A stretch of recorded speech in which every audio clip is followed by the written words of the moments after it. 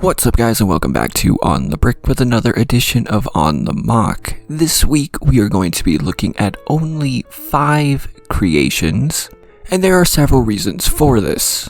First, YouTube prefers shorter videos apparently. Second is a reason that's going to become more apparent on Friday. And third, I am looking exclusively at non-Star Wars sets this week. So without any further ado, let's get into it with this wonderful creation from Shiny Mimikyu. Okay, full disclosure Shiny, your mock was actually supposed to be in last week's video, and I kind of forgot to put it in. But the good news is, because I forgot to put it in, we get to do all non-Star Wars this week. This mock is obviously from the video game Portal, or more specifically Portal 2. If you've never played the Portal games, I would highly recommend doing so. They are very fun. Unfortunately, Shiny doesn't know the piece count of this build, as they were just kind of working on and off on it, but they do say that GLaDOS can actually move around and has several poses, and you can even attach the mini Wheatley just like you can in the actual game. When LEGO released the Portal 2 Dimensions pack, I was actually really excited and hoped that we would be able to see future Portal sets. Unfortunately, that never came to be, and so something like this is really awesome to see. I really love how Shiny included different core balls and even Peabody and Atlas. I've actually wanted to make a Portal mock of my own for quite a while. I don't think I'm going to get around to it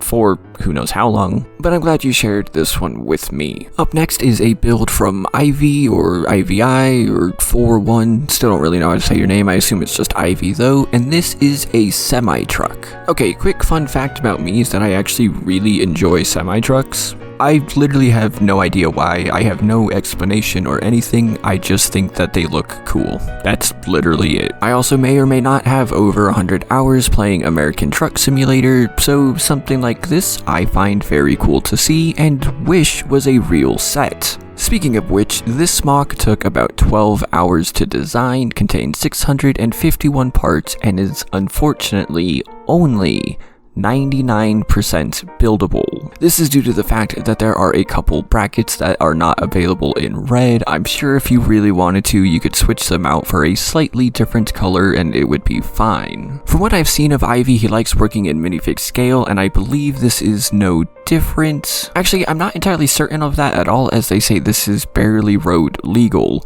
The actual set here is 49 by 9.6 by 10.3 centimeters or 19.3 by 3.8 by 4.1 inches. I'm not certain if the trailer in the back is empty inside or if it's all just structure. I have no idea if the doors can open or not, but I still think it looks really cool. And one of my favorite pictures he provided, out of the 4 that he provided, is this night shot with all the lights glowing. Moving on, we have a 2-for-1, as the next 2 mocks both come from Lit Cole Vandalor. Just kidding, Lieutenant Colonel Vandalor. I'm probably saying that wrong. The first is this Aston Martin DB5 that he made. He used Hachiroku 24's mechanism for the basis of the working ejector seat, hidden machine guns, and the raising bulletproof shield, but he designed most of the rest of the body himself. It has room for 2 figures inside, but unfortunately does not have any opening doors or trunk. He's rope boot, but I'm American, so I'm calling it a trunk. First things first, if you haven't seen Hachiroku 24 stuff, I would highly recommend doing so. His stuff is awesome. Second, one of the wonderful things about LEGO is that if you are trying to make something of your own but aren't sure how, you can often look to designs other people made and get inspiration from it. It's actually part of the point of why I'm making this series at all. So sure, you might not have known how to make some of those mechanisms yourself and took the designs from Hachiroku, who I'm sure is fine with that, but I'm sure you've also now learned or have an idea of how to do it on your own for the next time. After all, Hachiroku has all of his designs and instructions for free, so really I don't think it's a problem at all. The second vehicle mock that Lieutenant Colonel submitted was this Up Armor Jeep. Each of them have around 200 pieces. You have the 30 caliber, the 50 caliber, and the other one. So I personally am not really a fan of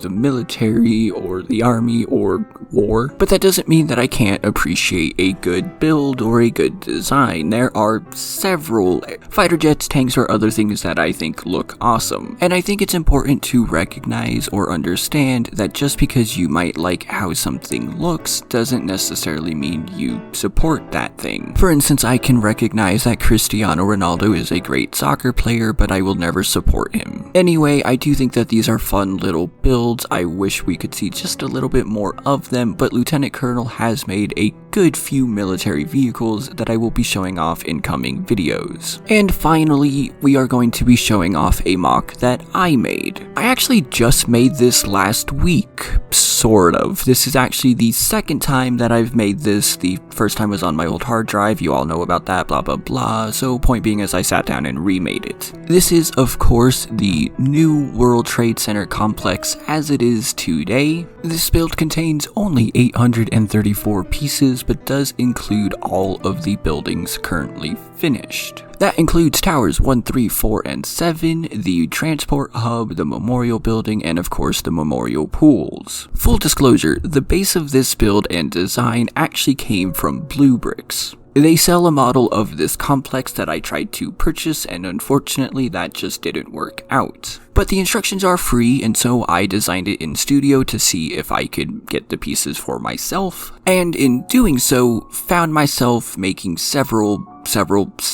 alterations to the design. I actually had to change a lot of things for stability reasons. The way that they built One World Trade Center included some steps that I just don't think are actually possible. I don't actually know, but no matter what I tried to do in studio, it didn't work. But I also had to make stability changes to the base and to 3 World Trade Center. I ended up actually just completely redesigning 3 World Trade Center to be much more accurate in my opinion. Oh, and I completely forgot that this does include the Performing Arts Center, which is still currently being built. I do actually plan to include both 2 and 5 World Trade Center. However, 2 World Trade Center is currently undergoing a redesign, and 5 World Trade Center was just announced, so I'm probably gonna wait just a little bit before designing either of those just to make sure that the designs are actually final. But yeah, right now, this thing is actually 100% buildable and something that I am considering getting. Please do let me know your thoughts on it in the comments down below if it's something that you would like to see, and of course let me know your thoughts on the rest of these mocks down below as well. Remember to like this video if you liked what you saw, and subscribe for more awesome mocks on a bi-weekly basis. Yes, Sirius is meowing behind me. And if you would like to submit your own mocks for this series, the instructions are in the description down below. As always, a huge thank you to all of my patrons who continue to make videos like this possible. You can join them at the link in the description for as little as $1 a month, or for a little more,